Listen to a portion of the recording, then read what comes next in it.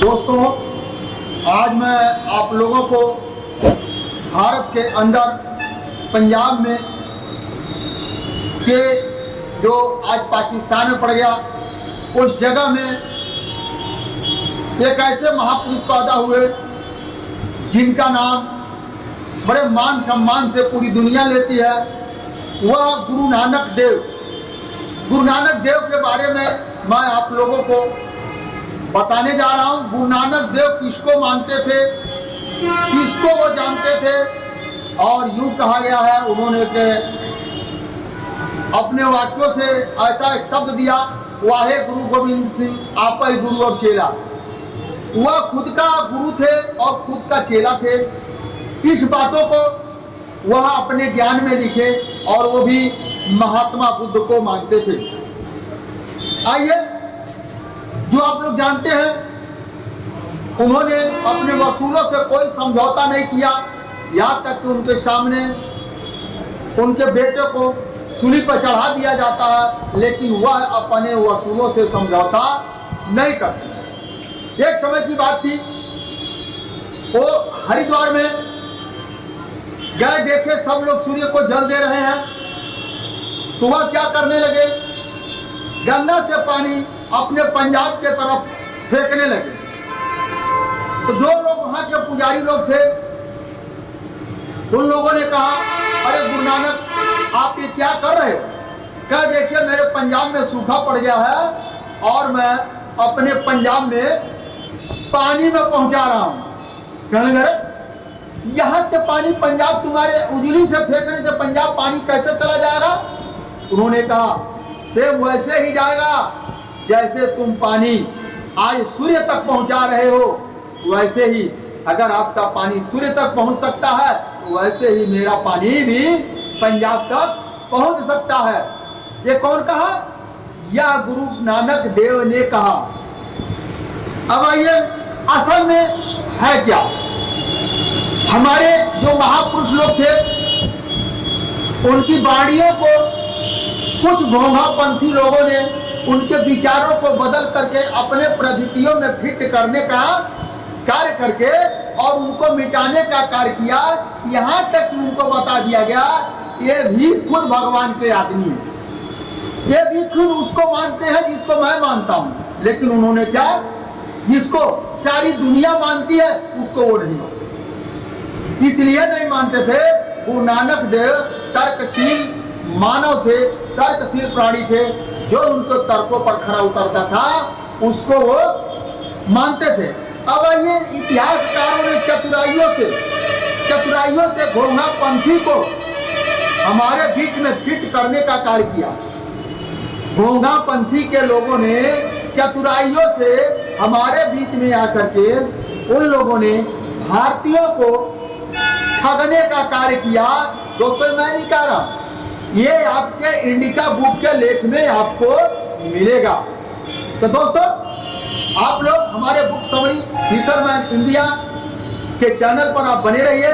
Video के अंत तक बने रहेंगे, आपको बहुत आश्चर्यचकित जानकारियां मिलेगी। दोस्तों, अभी तक आप लोग मेरे चैनल को सब्सक्राइब नहीं किए हैं, आप लोग सब्सक्राइब करके बेल आइकन को दबा करके ऑल कर दीजिए, जिससे समय से पर जैसे मैं वीडियो को अपलोड करूंगा समय से तुरंत आपके पास पहुंचे। किसी का इंतजार ना करना पड़े कि कोई हमको व्हाट्सएप पर भेजेगा, कोई फेसबुक पर भेजेगा तो हमको मिलेगा। तो दोस्तों, अब मैं बिना देर के आगे बढ़ता हूं। तो घोंघापंथी के कुछ लोगों ने क्या किया, हमारे लोगों को, मूल निवासियों को ठगने का कार्य किया। और जो यहाँ के लोग थे, जो ब्रांड थे, जो लोग मानवता को पाठ पढ़ाते थे, उनको भी अपने पद्धतियों में घोंघापंथी के लोगों ने फिट करने का कार्य किया। और हमें और आपको क्या कहते हैं, अरे तुम्हारे जो गुरु हैं, तुम्हारे जो अगुआ हैं, जिसको तुम मानते हो, वो भी उन्हीं को मानते हैं जो हमारे हैं, यानी हमारे को ही मानते हैं। तो ऐसा क्या हुआ? अभी दोस्तों, आज मैं एक वीडियो को देख रहा था। अभी कोई महाशय थे जिन्होंने कहा, मौर्य समुदाय के ऊपर उन्होंने उंगली उठाई कि भाई आज तुम जो हो तो हमारे वंशज से चाणक्य नाम का ब्राह्मण था और उसकी वजह से आपके राजा अशोक सम्राट चक्रवर्ती सम्राट बने, चंद्रगुप्त मौर्य चक्रवर्ती सम्राट बने। ये न्यूज पर चिल्ला कर कह रहे थे, लेकिन वास्तविक सच्चाई ये है, वास्तविक सच्चाई को मैं इंडिका बुक के अनुसार और डॉक्टर राजेश चंद्रा के लेखों के अनुसार मैं उसको साक्ष्यों के साथ मैं आप लोगों को बताने के लिए मैं कोशिश कर रहा हूं। वास्तविक सच्चाई ये है कि चंद्रगुप्त मौर्य तो थे ही नहीं, उनके नामों को चेंज किया गया। वो संदरकोष्ट नाम के राजा थे। अशोक सम्राट नाम का कोई आदमी नहीं था और वह प्रियदर्शी देवनापी थे, जो कलिंग की लड़ाई के बाद उन्होंने बौद्ध धर्म को अपनाया और अपना करके उन्होंने जो है दुनिया को मानवता का पाठ पढ़ाने के लिए उन्होंने कार्य किया। उनकी लेखों में कहीं भी चाणक्य नाम की कोई चीज नहीं है। चाणक्य नाम की चीज को प्रदितियों में फिट किया गया है ताकि सभी मौर्य वंश को अपने राजा चंद्रगुप्त मौर्य को और अशोक सम्राट से बड़ा जो है चाणक्य को माने है, और आप भी उनको मानिए, आप भी उनको पूजिए। ऐसा उन्होंने करने का कार्य किया है। दोस्तों अब आइए, पूरी दुनिया इंडिका के अनुसार और डॉक्टर राजेश चंद्रा के बुकों के अनुसार जो विश्व का बौद्ध धर्म का उन्होंने शोध किया, एक साथ के प्रमाण के साथ शोध किया, तो पूरी दुनिया चाहे किसी भी धर्म के लोग हों वो बौद्ध को ही मानते हैं, बुद्ध के ही विचारों से चलते हैं। दोस्तों मैं किसी धर्म का प्रचार नहीं कर रहा, मैं किसी धर्म का प्रचार नहीं कर रहा हूँ। मैं जो हकीकत आईना है जो मेरे सामने नजर आया वो मैं आप लोगों को बयां कर रहा हूँ। जैसे अभी कुछ दिन पहले मैं एक हमारे मित्र उनके पास मैंने गया जो कि 5 वक्त का नमाज पढ़ते हैं। उन्होंने क्या कहा, उन्होंने मुझसे पूछा, और वो जानते हैं ये किसी को नहीं मानते हैं, उनको ये भली भांति पता है किसी को आदमी नहीं मानता। उन्होंने पूछा कि आपका बुद्ध के बारे में क्या विचार है। तब मैंने उनको बताया, देखिए भैया, और पीछे भी मैंने आप लोगों को बताया हूँ भैया, देखिए सर्वप्रथम दुनिया में 360 ईसा पूर्व में सर्वप्रथम दुनिया में अगर कोई आया तो सर्वप्रथम बौद्ध धर्म में आया।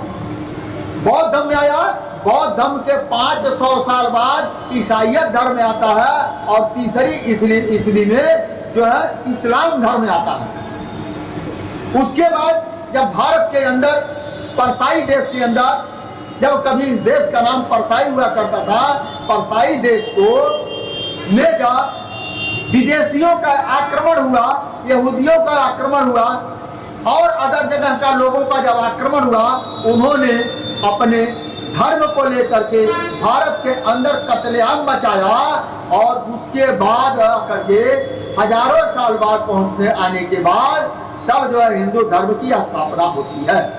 दोस्तों मैं नहीं कह रहा, बहुत सारे लोग हैं ये कहेंगे ये तो झूठ बोला, हिंदू धर्म तो जब दुनिया में कोई पैदाइश नहीं था तभी से है। दोस्तों मैं उस पर नहीं जाता हूं।